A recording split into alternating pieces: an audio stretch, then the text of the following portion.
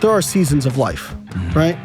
And I think for a long time, I thought I was Superman and I want to do everything all at once. I was a dad, running multiple businesses, trying to be an influencer, trying to scale these businesses. I justified well, I need balance in my life. Yeah.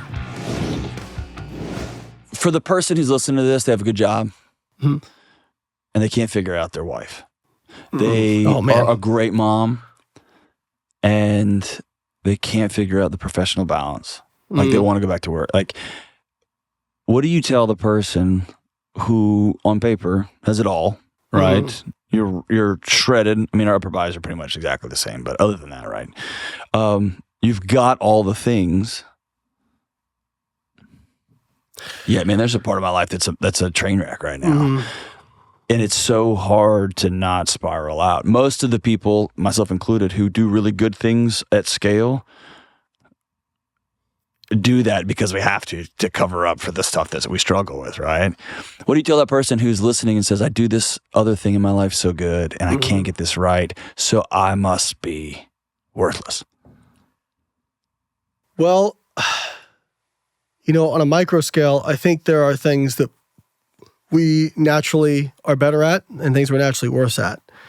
And in business, one of the things I've kind of done is like, all right, I kind of know what I'm good at. I know what my wheelhouse is. I'm not really good with organization. I'm good at this other stuff. I can talk. I can break down studies. All right, I'm going to focus on this. But I'm going to try and be good enough at this other stuff so that things don't completely fall apart, right? Like I'm going to get to a basal level. And you've only got I'm not an expert on this stuff, but you only got so many spoons, right? Yeah. And I think the other thing that is true, that I kind of embrace, is there are seasons of life, right? And I think for a long time, I thought I was Superman and I want to do everything all at once, right? And like one of the things I realized, like I used to do, I compete in powerlifting. I love fishing. I'd go fishing every week on my boat. I loved competition pistol shooting. I would do that. I was a dad, running multiple businesses, trying to be an influencer, trying to scale these businesses, and at a certain point, I'm like, I was just going crazy, right? I justified, well, I need balance in my life. Right. And I think over the course of your lifetime, you want to be balanced, right? Like you want to spend enough time being a family man, with your friends, doing fun stuff, with your spouse, significant other, exercising, all these sorts of things, right? But there's seasons of life. And like right now, for example, like having 2 kids, one of whom is special needs, and then having multiple businesses, traveling a lot for work. Okay, now isn't the time that I go pistol shooting every week. That's right. Now isn't the time that I go fishing every week. I think when people say they want balance, I think what really people they want peace. Yeah. And I know, like, I tend to have like this, like, if I can't do something that I want to do, I get like real angry. I feel like very confined. And you know who else feels that way? My son when he was 4. Right? Well, no. It's a child, like, yeah, you can't tell me.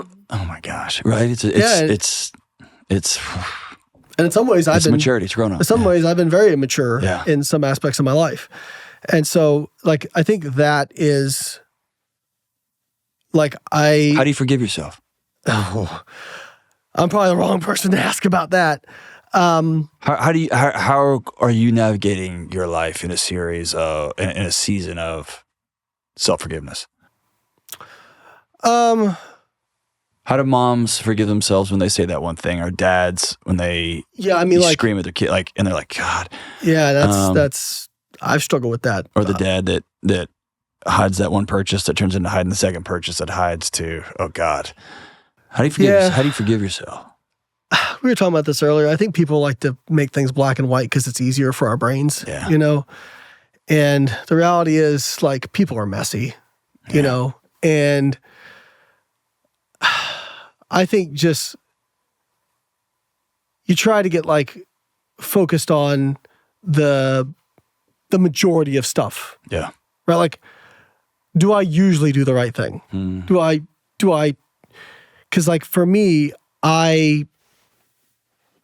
I don't know what it is, but I have a hard time forgiving myself for mistakes. I'll either try to like really rationalize them out so that I can make it not a mistake, right? Yeah. Or I will just beat myself up over it. Yeah. You beat yourself up more than most people I know. Yeah. I mean, I've been told that quite a bit. And again, it's like this, I think one of the things that's been hard for me to find is how do I hold myself accountable while not going to, you're a piece of, Yeah. And that's something that I personally have struggled with.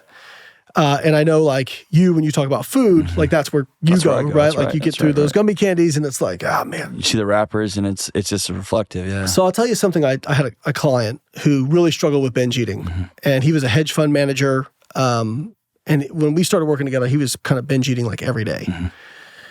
And so we really started to unpack like what the triggers were for this. We started to unpack, what the antecedents were for this, what the feelings were, etc. And over about just under a year period, he lost 25 pounds and he went from binging pretty much every day to like once every couple weeks. But still, when he would do it every couple weeks, he would really like beat himself up. And I said, hey man, like if I took you in a time machine from where you were at then and took you to here, I think you'd be ecstatic, And you're focusing on that like one thing you got really wrong, but you're getting a lot of stuff right, And, I was talking like my grandfather is somebody I revere. And like this dude's like legit World War II war hero, just your typical greatest generation, sure. Great family man. Like I got some of the best wisdom I've ever gotten out of my grandfather. And, I also have a habit of putting people on a pedestal that I like, and, I was beating myself up or something and they were like, what do you think your grandfather would say? And I was like, I think he'd probably say that he didn't agree or was disappointed, but that he knows I'm a good person. And the person I was talking to said, I promise you, if you went through your grandfather's closet of skeletons, you could find something that would make you feel a certain type of way. And that's not to say that makes doing wrong things okay.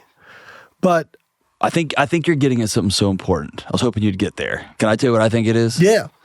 I mean, this is your area, not mine. I think I'm fascinated because you do, you beat yourself up more than most people I know. Like most people that I've spent time with, like on a particular thing, like get pretty caustic, right? Or you wear it as, you hold it. And I think that means you care more than a lot of people do, right? The only way I've figured out so far is how to forgive myself is to outsource it. And what I mean by that is I don't think we are, and I'm sure I'm sure Hughes can sit in here and unpack it for us. I don't know that we're built to do that. I think there's reason why 12-step programs in religious communities and even the trust people build in forums, I think there's something profound about sitting in front of somebody and saying, this is all of me, this is what I've done, and exhaling and seeing either the friend or the community member or the therapist or the minister or the spouse say, and I still love you.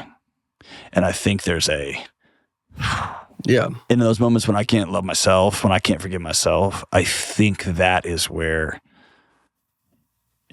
I think that's the moment when your soul's on fire, that having other people. That's it. I think that's one of the most profound things from listening to your show that I've gotten. That makes sense. And I think you and I are somewhere in this too. It's like, no, you wouldn't want to see all me. If you saw all me, you wouldn't. You run. You and bolt. it's when my wife says, no, I know what I signed up for. Yeah. Right? Or it's the old C.S. Lewis quote that's like, the definition of friend is, oh, you too?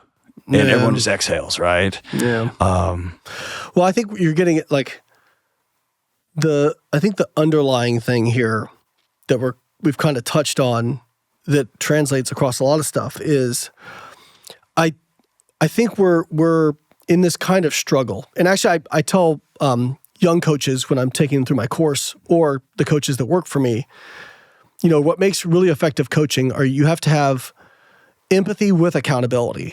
You can't have either one in isolation. And I think there's a little bit of a culture war right now. There is. Where either or. Where if it's just the empathy piece, which is you had these things happen to you, it's not your fault. The way you acted this way, it's not your fault. You're less than, go over here in the corner. We'll figure it out. But also, which kind of like, it sounds like what you were kind of saying to some of these kids, whatever. That feels good in the moment for the person because you've removed some of that personal responsibility. You feel like, okay, well, I only did these things because X, Y, Z, right? And then there's the accountability piece, which is like, you can understand why somebody did something. You can understand why somebody got something wrong, but you can also say, you can do it different. Right. This gets into like, do you actually have free will? Do people actually have free will, right? Yeah. And I've always found that kind of funny because I'm like, let's say you don't, right? Let's say that, what is the usefulness of telling people that, right? But I've just seen, I don't know, I've seen people change. Yeah, I have too. I wouldn't, you and I wouldn't do our jobs if we didn't. And it is hard. It's really hard. One of my favorite quotes is, think about how hard it is to change yourself and then think about how hard it is to change another person. Oh, yeah, exactly. Yeah. And did you ever watch Game of Thrones? No. Okay. So there was a character. Just here and there, but no. There's a character named Jaime Lannister. In the beginning of the show, you hate this guy. Oh. And over time, he ends up kind of becoming a sympathetic character. And there's a scene where he's looking at this book, and he was a member of the King's Guard, which was basically like the Secret Service for the king, right? And he ended up actually killing the old king because the old king was crazy and was killing people. Yeah. And in the book, where they're describing all the King's Guard members and their history, it just says Jaime Lannister, and basically like Kingslayer, right? Like killed the king, right? And he goes, I'm paraphrasing because I don't remember the exact quote, but he goes, I still have space left in my pages. And that is a quote that I've come back to a lot. Yeah. Which is like, because I do beat myself up. But it's a quote I've come back to a lot of, okay, you say both and, right? Mm-hmm. I'm a good guy, and yeah, I've gotten some stuff really wrong, right? But I can do it different. I get to choose what happens next. But that comes through action, and you can have compassion for yourself and still hold yourself accountable. That's right. And that's a difficult balance for a lot of us to walk. You can have compassion, and there's still consequences. Yeah. But right. And I think one of the things that I've found, and it seems to be supported by literature, is like shame doesn't really work. Like it actually makes it worse in some cases, right? Like I thought, well, if I just beat myself up about this, I'll never do it again. No, because you don't end up like changing the wiring that got you there, right? And so I think when it comes to a lot of these behaviors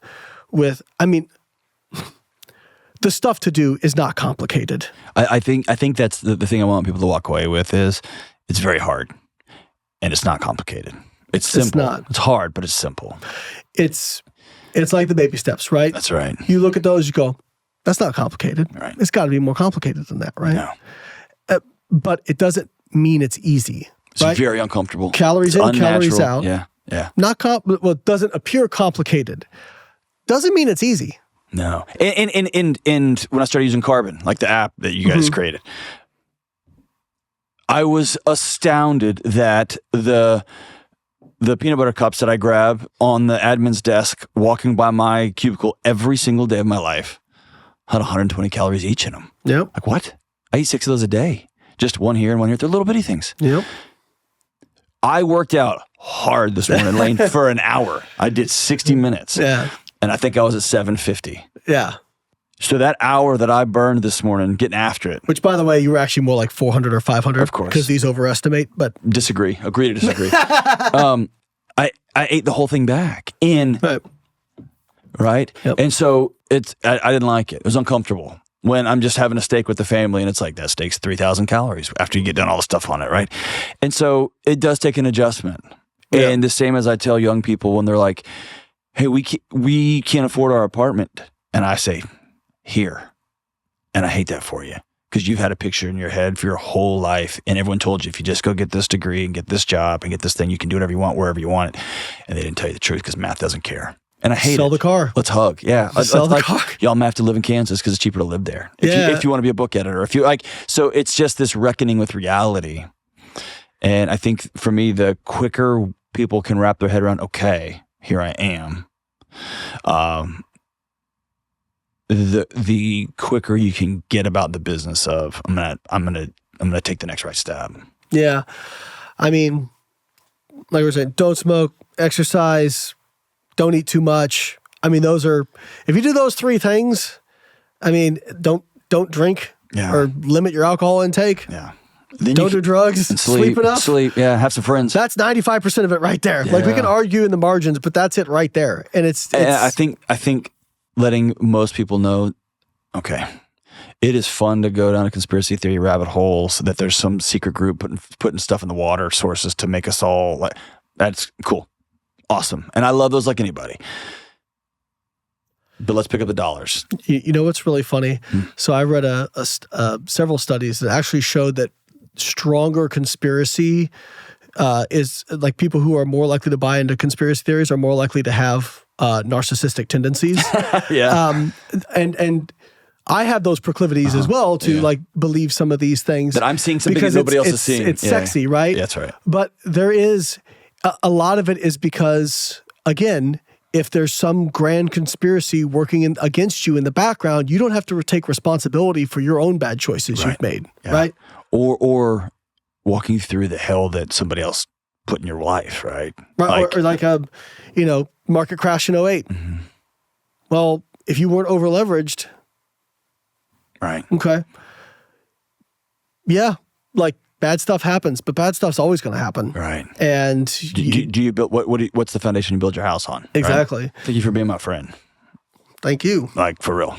Well, I'm glad you're my friend, and I'm glad you always pick up the phone when I call you, and I can't say that about a lot. So thank you.